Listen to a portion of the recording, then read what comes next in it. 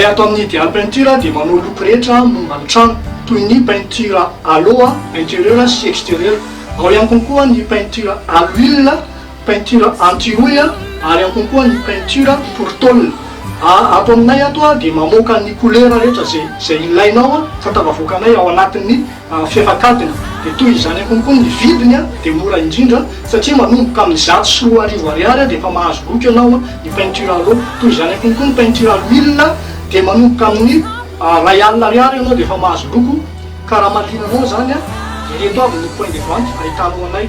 Eto Ivandry, eto ampita amin'ny Brex, Imerina Ampovoany, eo ampita amin'ny Tabobe, Sabotrina Mena, eo ampita amin'ny BNI, Itosy, eo akaikin'ny Gendarme.